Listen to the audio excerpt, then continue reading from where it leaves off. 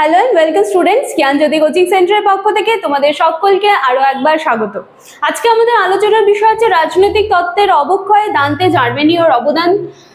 সবার প্রথমে আমরা ওনার অবদানের সম্পর্কে জানার আগে কিন্তু দান্তে জার্মেনীয় সম্পর্কে জানবো, এবং সেই উদ্দেশ্যে কিন্তু আমার ছোট্ট এভাবে কিছু পয়েন্টস নিয়ে রাখা বা লেখা।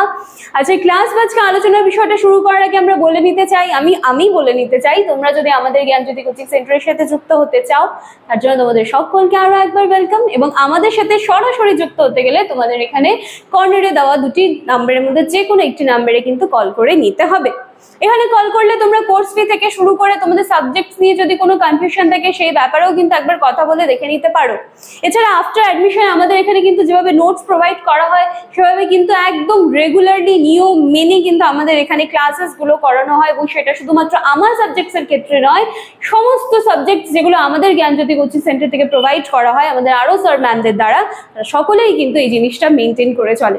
তো চলো কথা না বাড়িয়ে আজকে আমি আমার আলোচনার বিষয়টা শুরু করছি। সবার প্রথমে দান্তে জার্মিনো কে ছিলেন সেটা আমাদেরকে জানতে হবে, কারণ যিনি অবদানটা রেখেছেন উনার ব্যাপারে যদি আমরা না জানি তাহলে ব্যাপারটা কিরকম একটা খাপছাড়া হয়ে যাচ্ছে। তো চলো দান্তে জার্মিনো কে ছিলেন সেটা দেখি। উনি একজন প্রখ্যাত রাজনৈতিক দার্শনিক এবং তত্ত্ববিদ কিন্তু ছিলেন। এরপরে তিনি রাজনৈতিক তত্ত্ব এবং ইতিহাস নিয়েই কিন্তু বেসিক্যালি কাজ করেছিলেন।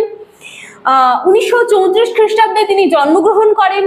The revival of political theory এই গ্রন্থের মাধ্যমে তিনি রাজনৈতিক তত্ত্বের যে পুনরুজ্জীবনের যে বিষয়টা রয়েছে সেটা নিয়ে কিন্তু তিনি আলোচনা করেছিলেন। তো ইনি হলেন আমাদের দান্তে জার্মিনো, এবং যিনি কে ছিলেন? তিনি ছিলেন হচ্ছেন একজন প্রখ্যাত রাজনৈতিক দার্শনিক এবং তত্ত্ববিদ। হয়ে গেল। এবার ওনার অবদানটা সম্পর্কে এবার আমাদেরকে জানতে হবে। দেখো, রাজনৈতিক তত্ত্বের অপক্ষয়ে দান্তে জার্মিনোর অবদান কিন্তু অনস্বীকার্য বা গুরুত্বপূর্ণ একটা ভূমিকা রয়েছে। তিনি সবসময় প্রাচীন রাজনৈতিক তত্ত্ব এবং আধুনিক রাজনৈতিক তত্ত্বর মধ্যে কিন্তু একটা মেল বন্ধন বা একটা সেতু করার চেষ্টা কিন্তু তিনি করেছেন, এবং তিনি সবসময় এই কথাটা বলেছিলেন বা তিনি এই জিনিসটার উপরে ভীষণভাবে বিলিভ করতেন যে আধুনিক রাজনৈতিক তত্ত্বের যে অবক্ষয় হচ্ছে সেই ক্ষেত্রে কিন্তু বৌদ্ধিক এবং নৈতিকতার যে অভাব রয়েছে সেটাকেই কিন্তু তিনি অনেকাংশে দাবি করেছেন। ঠিক আছে। এবং এছাড়া তিনি এটাও বলেছেন যে আধুনিক যুগে রাজনৈতিক তত্ত্বের যে অবক্ষয়টা দেখা দিয়েছে সেখানে কিন্তু বেসিক্যালি যেটা আমি বললাম যে বৌদ্ধিক এবং নৈতিকতার যে অভাব রয়েছে সেটাকে তিনি পয়েন্ট করেছেন।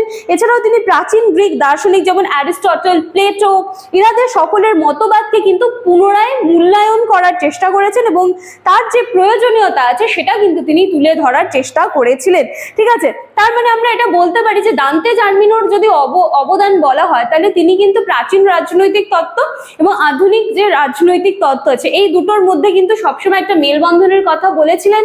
এবং এই যে রাজনৈতিক তত্ত্বগুলো যেগুলো হচ্ছে অবশ্যই যেটা অবক্ষয়ের পথে সেগুলোকে কিন্তু পুনরুজ্জীবনের কথা কিন্তু তিনি বলেছিলেন, এবং সেগুলোর ক্ষেত্রে তিনি বিশেষ করে হচ্ছে অ্যারিস্টটল, প্লেটো এনাদের যে সমস্ত হচ্ছে মতবাদ বা উনাদের যে সমস্ত মতামত ছিল সেই বিষয়গুলোকে কিন্তু তিনি এই ক্ষেত্রে কিন্তু প্রয়োজনীয় হিসাবে কিন্তু তুলে ধরেছিলেন। তো এই হচ্ছে তোমাদের আজকে রাজনৈতিক তত্ত্বের অবক্ষয় দান্তে জার্মিনোর অবদান। প্রথমে আমরা দান্তে জার্মিনো সম্বন্ধে জানলাম এবং এরপরে ওনার অবদান কি ছিল, ঠিক আছে, সেটা নিয়ে একটুখানি অল্প বিস্তর আলোচনা করলাম। আশা করি ক্লাসটা তোমাদের ভালো লাগবে। ভালো লাগলে লাইক, কমেন্ট, শেয়ার, সাবস্ক্রাইবের আশা রাখলাম। দেখা হচ্ছে পরবর্তী দিনের ক্লাসে নতুন একটা টপিক নিয়ে। Thank you.